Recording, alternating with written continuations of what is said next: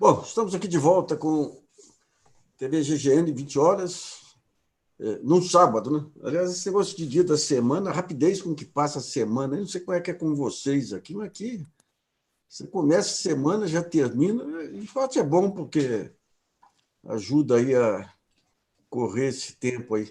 Agora, eu fiquei aqui especialista em lavar prato, estou um craque aqui, lavar copo, lavar prato, estou aprendendo de vez em quando a mexer na máquina de lavar. É um bom encontro aí com as coisas caseiras. Até então, a única coisa que eu conheci em casa era escritório. Agora estou ampliando. Bom, vamos aí ao nosso balanço de hoje aí da pandemia. Já mudou o patamar de mortes, aí já pulou para 824 diários. Né? Você já tem... Esse aqui é o painel diário. Olha só como é que... Caminhando para 1.000 rapidamente. Aqui é aquela curva do Covid, mostrando o Brasil como o país que tem mais mortes, aí, com exceção dos Estados Unidos, nessa altura do campeonato aí. Né? E ontem nós ouvimos as várias explicações aí dos 3 militares que assumiram o comando aí do governo, tentando pegar dados per capita. Aliás, é incrível aí o que está acontecendo. Hoje eu vi de novo aí uma reprise, um debate aí na CNN do Osmar Terra e do Geraldo Alckmin. O Osmar Terra, eu não sei o que se passa com ele, o ponto básico aí de desonestidade intelectual. É desonestidade intelectual. Ele não é um sujeito limitado que nem o Bolsonaro e outros, é desonestidade intelectual. O que ele faz? Ele insiste na discussão da curva da doença. Então, todas as pandemias, você tem 15 semanas, depois cai normalmente, compara com outras pandemias. Nessas comparações, ele já errou todas as previsões, dizendo que a coronavírus ia ter menos mortes do que a gripe suína. E daí toda a discussão dele é isso aí.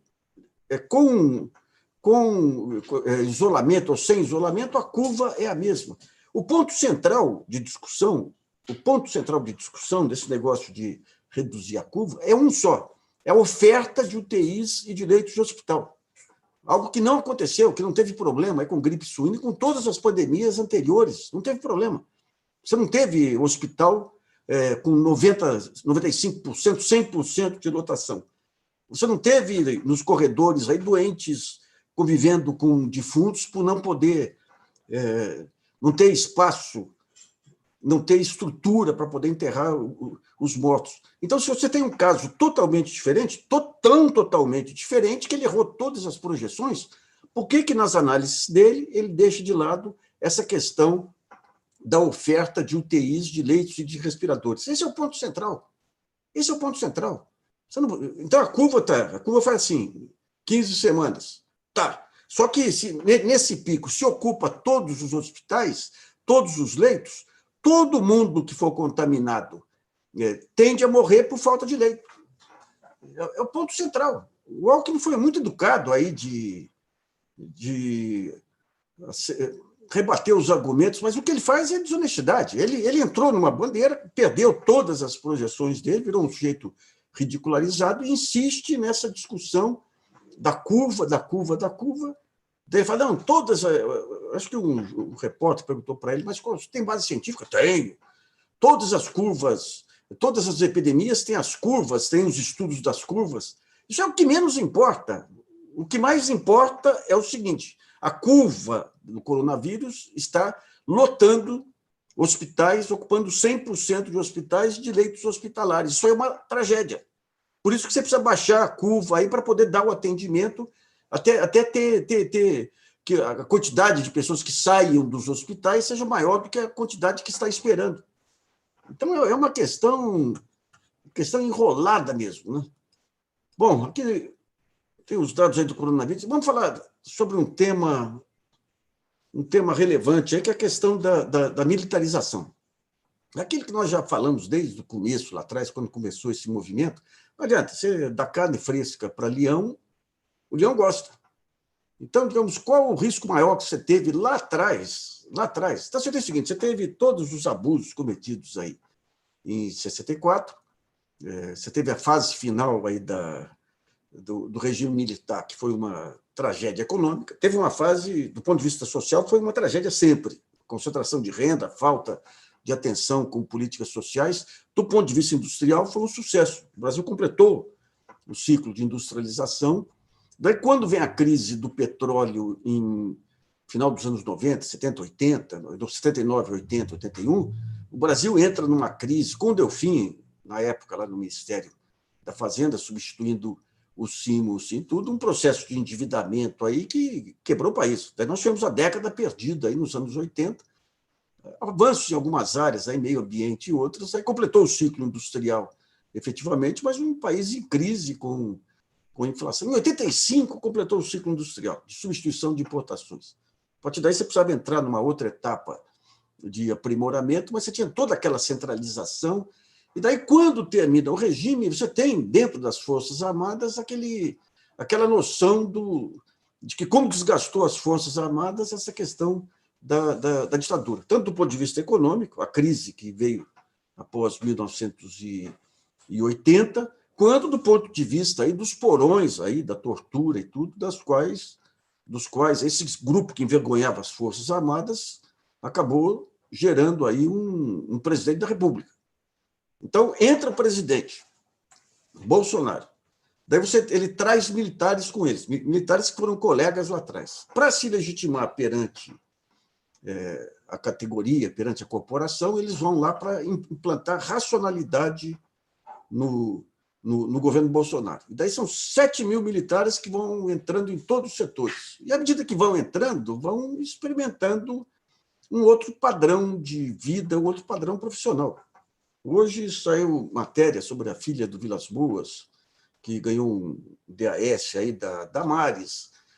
Mas você tem, é um outro padrão. Eles passam a ter poder, o setor civil passa a procurar para conversar, os 3 generais aí, mais o Bolsonaro recebendo aí a nata do PIB brasileiro para discutir e não oferecer nada. Né? Então, pega gosto. Esse é o ponto central que... E pegando gosto, o que acontece? O que nós vimos aí nos últimos dias foi uma tentativa, foi uma defesa da irracionalidade do Bolsonaro, tanto do Hamilton Mourão quanto as lives aí, as coletivas aí, os 3 generais, Ramos, o próprio Hamilton e o da Casa Civil também, todos tentando justificar, atribuindo essa questão da polarização a fatores externos, à mídia, ao Supremo, ao Congresso, numa posição ofensiva contra esses poderes e completamente cega em relação ao fator de distúrbio maior que é Bolsonaro. Né? Então, o que está acontecendo? Eles incorporaram o Bolsonaro. Então, digamos, hoje eles são sócios do Bolsonaro, no sucesso ou na derrota. E daí você tem, semana que vem, você tem aí o Celso de Mello soltando aí tem alguns julgamentos aí em andamento aí no Supremo que vão definir novos conflitos aí. Essa questão do Celso de Mello em cima das denúncias do Moro, tem a própria discussão sobre que o Supremo vai ter que levantar mais cedo ou mais tarde sobre a suspeição do Moro no julgamento do Lula também. Isso um conjunto de fatores aí grandes, e os militares já marcando posição, atacando as instituições aí de uma forma...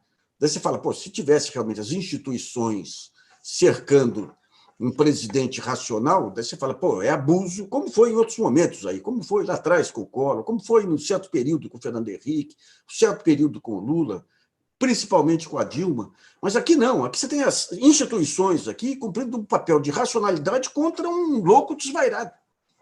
E daí essa loucura, veja bem, essa loucura vira uma marca de governo e esses militares, para se manterem no governo, avalizam a loucura. Então, é uma complicação aí nos próximos meses. Aí, é uma complicação.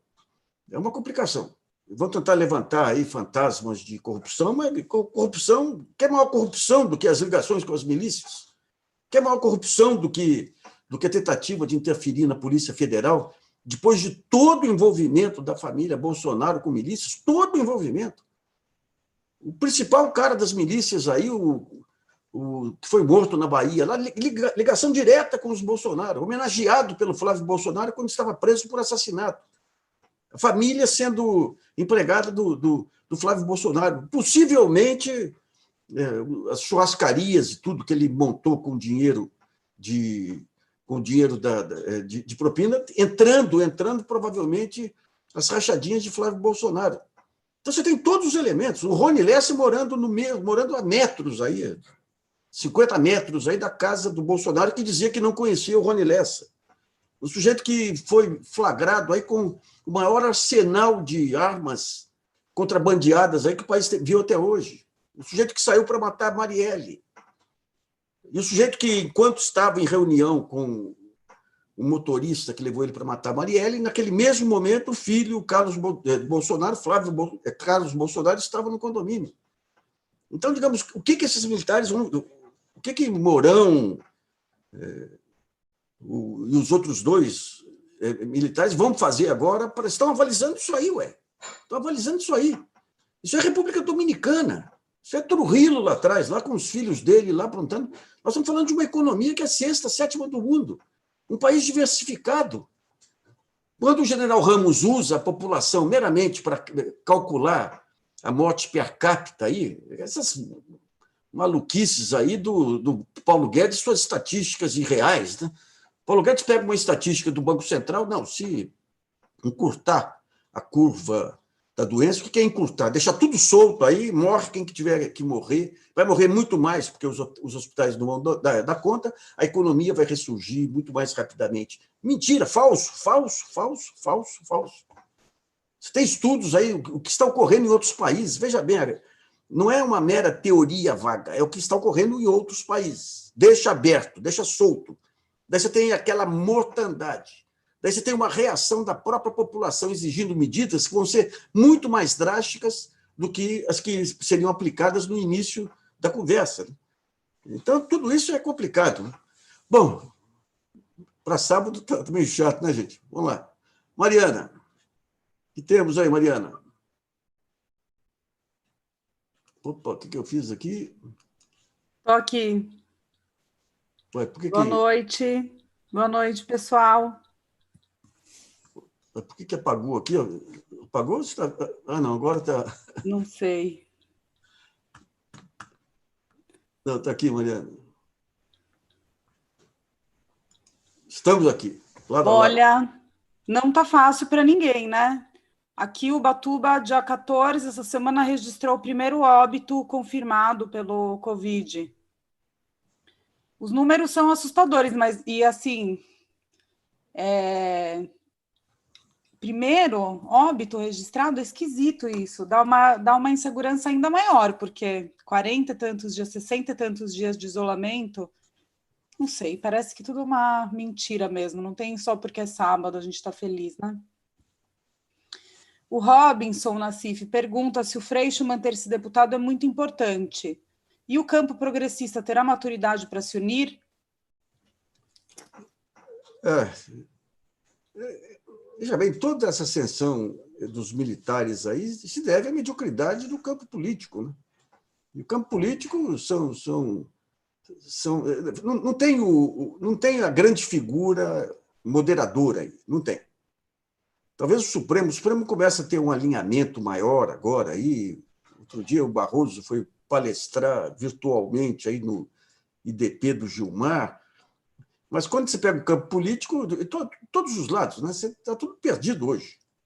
Tudo perdido. As esquerdas estão no ar aí. Você pega aqui São Paulo, as eleições aqui em São Paulo, o PT entre o Gilmar Tato e o Alexandre Padilha. O Padilha é um grande cara, tudo, mas qual que é a lógica aqui de entrar?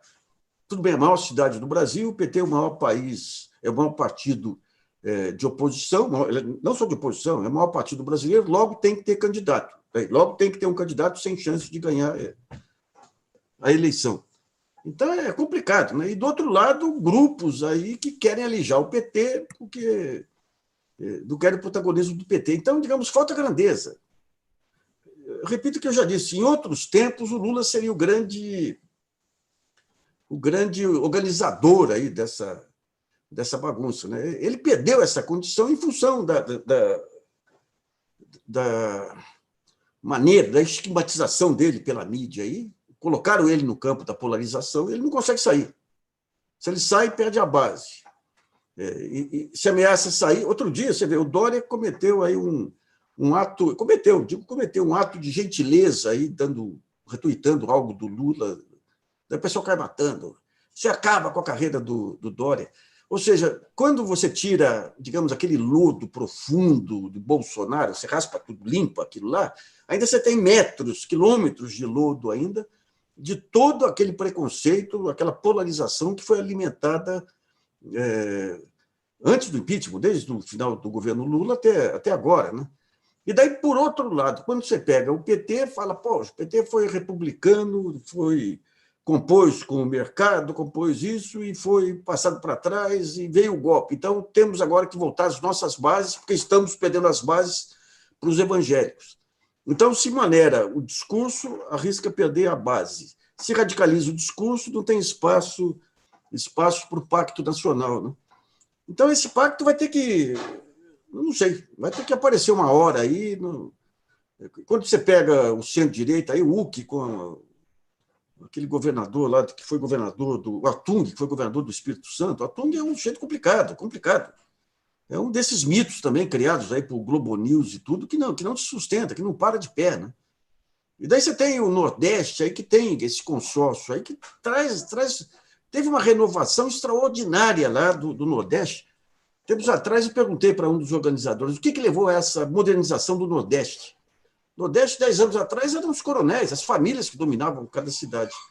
Simplesmente o programa de cisternas, o programa de águas, que acabou com aquela dependência das famílias em relação às águas e permitiu o aparecimento de uma nova geração de governadores, né?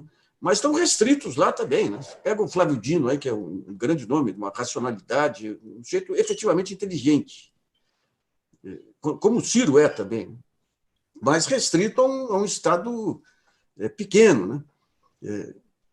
Então, outra questão, Maria. Não, só para avisar, não é que a gente está sem esperança. Não, a gente não tem nossa esperança, mas a gente está desanimado frente à realidade, porque assim, não há como, não está, né? Sem esperança não, né, Nassif? Eu ouvi dizer que vai temos esperanças. Buzinaço aí na frente da sua casa no dia do aniversário das filhas.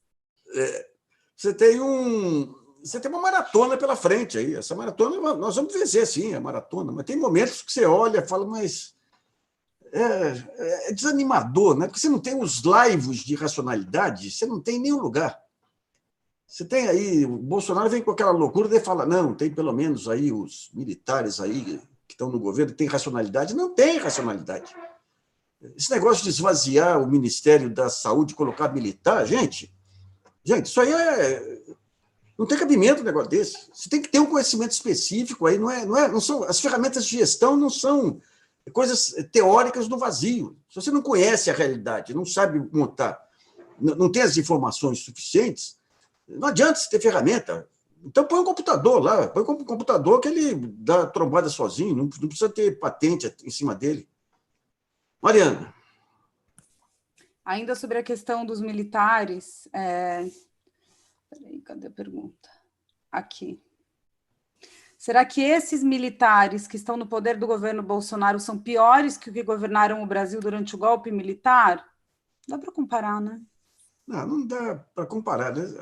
Se você pega lá atrás, lá, aqueles militares tinham, que eu digo aqueles a partir do gás, mas mesmo com o Médici, lá com o Delfim, eles tinham projetos grandiosos aí de potência. Você tinha aquele projeto de potência que daí passava. Você tinha competição com a Argentina também, que passava pela industrialização. Então, do ponto de vista econômico, houve avanço, sim. Fortalecimento de Telebrás, sistema de telefonia, sistema de satélite, a parte de energia nuclear, mesmo com erros que foram cometidos aí, a indústria de não ferrosos, de ferrosos, teve coisas lá. Agora, do ponto de vista social, que é fundamental não só como responsabilidade pública, mas como projeto de país. Como é que você pode ter um país com multidão de miseráveis sem educação? E eles abandonaram, não tiveram nenhuma acessibilidade. É aí que entra a democracia. Se você pega os momentos que teve menor disparidade de renda, grande ainda, foram em momentos democráticos, com o Jango lá atrás, com o Lula aqui, porque o pobre elege também, esses candidatos são eleitos com a bandeira de fortalecer os pobres, trazem para o protagonismo político. Então, isso aí dos militares foi terrível, esse negócio da concentração de renda e de você acabar com a geração política. A primeira geração política que surge no país em 20 anos é a das diretas, nos anos 80. Criou um vácuo aí. Criou um vácuo nas cidades. Eu lembro Poços de Caldas. Poços você tinha anos 60, 50, primeira metade, uma população participante, o comércio participava, associações de todo lado, era a Rotary lá, e os Vicentino, clube esportivo, associação comercial, todo mundo se reunindo, discutindo as cidades, daí vem a ditadura. Uma baita concentração de recursos lá em Brasília. Quem passou a dar as cartas? E prefeito nomeado em Poços ainda. Quem passou a dar as cartas? As pessoas que se subordinavam à estrutura de poder em Brasília. Era o deputado despachante que encontrava uma verba aqui, outra ali. Então, isso matou no maior processo de industrialização, de urbanização do país, você matou a discussão política. Uma juventude aí, eu com 13, 14 anos, aí a gente tinha Semana do Estudante lá em Poços, com estudantes de todas as linhas políticas aí, discutindo o Nordeste, discutindo o país, discutindo pobreza, discutindo... Isso aí tudo foi massacrado aí depois de 64. E depois o espaço que deram à tortura. Os atuais não estão começando. Foi quando começou esse negócio do impeachment lá, eu discuti com uma colega jornalista que falava que é absurdo comparar isso com... Quando começaram a abrir espaço para militares, comparar com a ditadura, na ditadura teve tortura, teve tudo. Tá, a ditadura teve 64, teve 68. É um processo. Então, essa primeira parte do processo é preocupante, de generais gostando de experimentar o poder, entrando em todos os campos, entrando no campo da saúde, em campos que nem dominam. O discurso do general Ramos, falando do heroísmo do Paulo Guedes, é de uma miopia inacreditável. Inacreditável.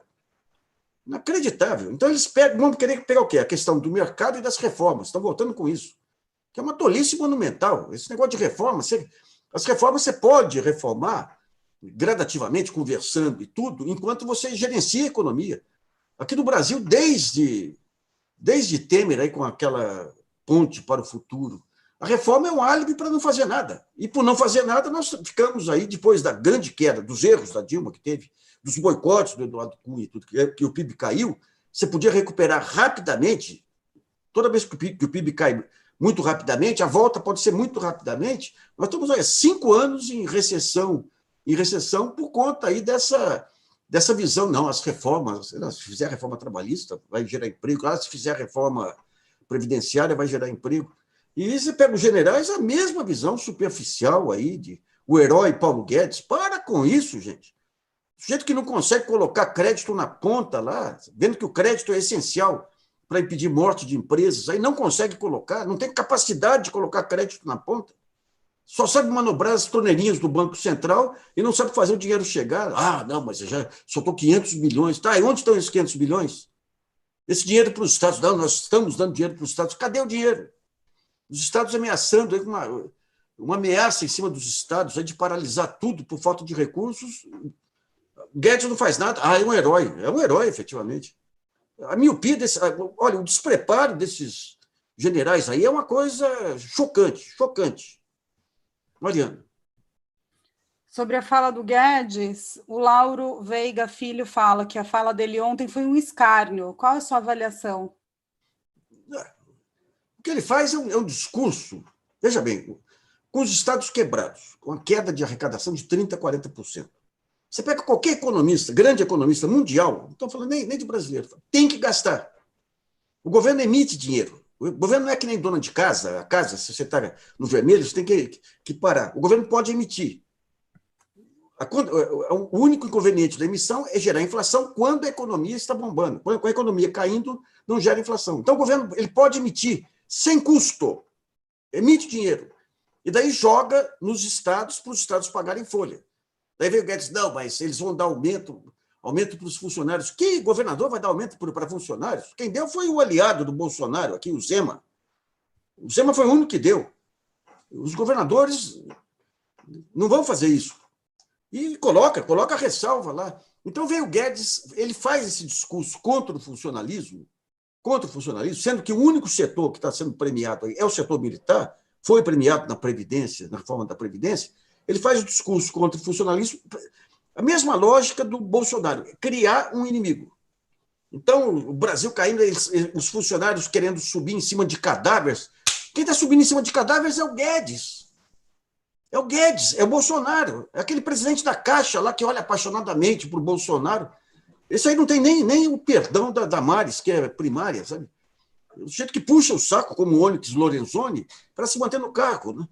Então, não consegue fazer o dinheiro chegar na ponta. E vem o Ramos, vem o Osmar Terra, porque tem pessoas morrendo de fome, não é que nem classe média que fica vendo Netflix, tem pessoas morrendo de fome, aí se não for trabalhar... Não, estão morrendo de fome se o dinheiro do governo, que teria que chegar na ponta, não chega. Mariana. A Laís Lemes pergunta se você acredita que a crise e a possível piora do quadro econômico e social faça com que muitos desistam de concorrerem às prefeituras. As prefeituras é um pepino, né? Não, você vai ter eleições, Você teve uma geração que foi eleita aí com esse negócio da antipolítica, aí, que é um horror também. Né? Vê o que está acontecendo no estado do Rio. Entra uma geração, não, somos contra a corrupção, agora é um juiz incorruptível, Witzel. Daí não tem quadros, daí vai buscando os quadros que já existem. Daí escândalo explodindo para todo lado. O Witzel foi o jeito que colocou a polícia aqui na frente de casa, é porque eu chamei ele de genocida. Escândalo estourando para todos os lados lá, porque os partidos, por mais que tenham pessoas, você tem processo de arrecadação, que realmente empocalhou aí a política brasileira com a falta de limites, os partidos, você tem carreiras, você tem as pessoas que fazem a carreira do partido. O próprio partido ele segura. O PSDB segurava, o PT segurava. O MDB tinha aquela barra pesada do Temer agora, que volta a ser o conselheiro do Bolsonaro. O Temer emplacou o Marum aí em Itaipu novamente. Né? Mas quando você abre o jogo, para qualquer aventureiro, vem os aventureiros chegando, e o Witzel, o Witzel deve explicações. Né? A Lava Jato do Rio é mais séria que a Lava Jato do Paraná, lá não está dando moleza, não. Mas, digamos, as prefeituras, pega aí a minha cidade, Poços de Caldas, vamos acabar com a politização, vamos pegar um técnico, o sujeito no primeiro mês, 10% de aumento de funcionalismo, a prefeitura quebrada. A prefeitura não consegue receber nem fundo de participação porque está inadimplente, né? Então, você vai ter uma geração nova que vai surgir, espero que agora com mais discernimento aí do que essa loucura que foi 2019 a 2020. Mariana. Tem risco de derrubarem o STF? A situação só piora. Não. Não está piorando, não. Hoje eu tomei amargo aqui, mas... Não, você está atento. Por que está amargo? As filhas falaram que vão te ver no grupo. Essas filhas aí estão... Nem online consigo, viu? Nem online. Difícil. Hã? As adolescentes, né? Só as mais velhas. A velha está aqui todo dia, cara a cara. Mas agora perdi o fio da meada aqui, Maricota. A gente faz isso com a gente às vezes. Repete a última pergunta aí. Não. Vamos pegar os pontos. Tira o fato de ter acordado aí com a pá virada, como se diz. Você tem o Supremo que está se alinhando. O Supremo ele tá conduzindo de forma... Pela primeira vez, você vê um alinhamento do Supremo aí em defesa da democracia. Isso vai ser relevante também. Você tem as revelações sobre o Bolsonaro aí, que estão aparecendo em conta-gota ainda, aí, mas que são... É aquele negócio de dar vermelhão em pessoas sérias que apoiam o Bolsonaro. E você tem o Centrão ainda, que está em distribuição de cargos e tudo aí, mas à medida em que comece a mostrar, o Supremo endureça, você tenha, digamos, essa questão do impeachment se imponha, daí você não tem como segurar, né? Agora, a questão é esse alinhamento desses militares. Isso me irrita. Sabe? Os militares, você pode dizer que não tem muita informação sobre economia e tudo, mas tem sentido de missão? Não tem nada. O que estão fazendo aí, esse cerco em benefício do Bolsonaro contra as instituições aí, indo contra os fatos, indo contra... Gente, a cada dia aí são 800 mortes. 800 mortes.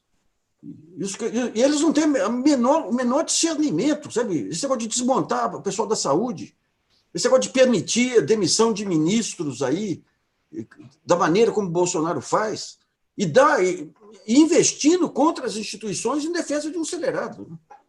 É complicado. Bom, vamos...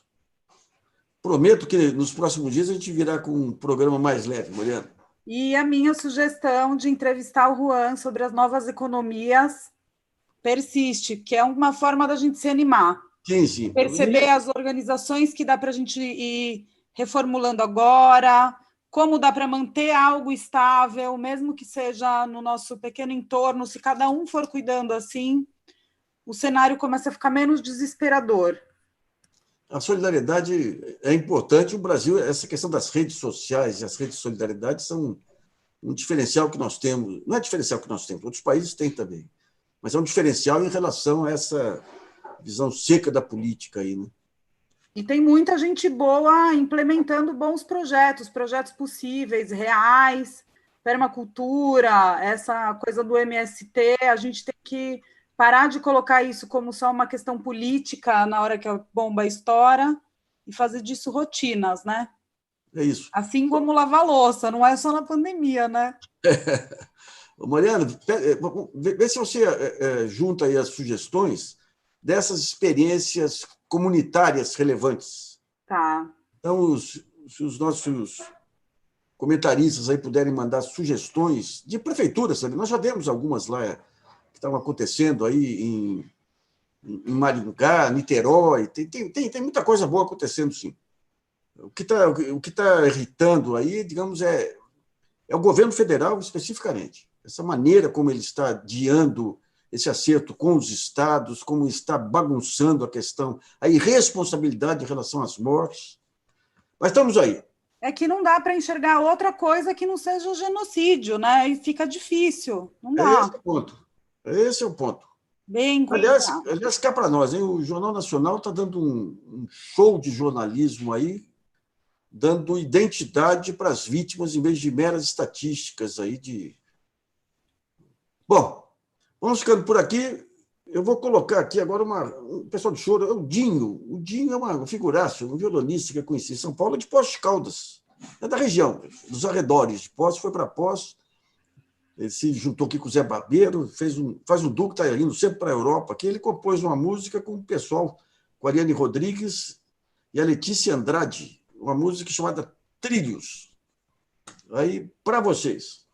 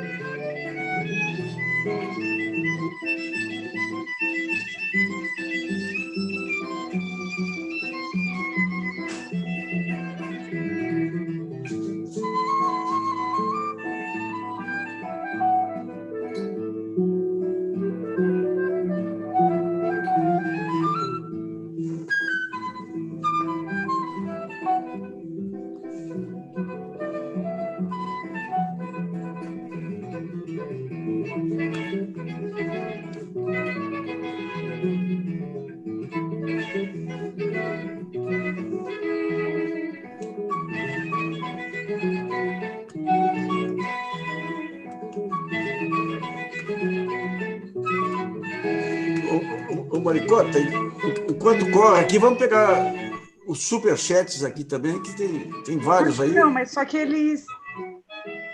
Será que não está ouvindo nossa voz no programa? Hã? Eles não mandaram nada escrito, eles mandaram só dinheiro. Não, tá aqui, ó, o Alexandre Schuller. Todos os meus familiares que votaram no bolso se arrependeram e muitos dos meus amigos também. Será que o presidente terá voto em 2020? Para mim sim tá esse. Ele tem uns 20% deles aí, né? A Maria das Graças Lins Brandão aqui, agradecemos aí, Maria. Opa, só um pouquinho aqui que entrou um som aqui. O Elcio Siqueira, os promotores da magistratura ganham salários e poder com a Lava Jato. Os militares sentiram que ficaram para trás, agora querem retomar o espaço. Isso aí é o que está acontecendo. Acontecendo efetivamente aí. Maurício Penha, obrigado aí. Agradecer também a Maria das Graças. Maria Lúcia. Júlio César. E a semana que vem lançamos a nossa campanha de assinatura e crowdfunding aí para continuar a luta aí. Pessoal, abração. Mariana, beijão. Boa noite.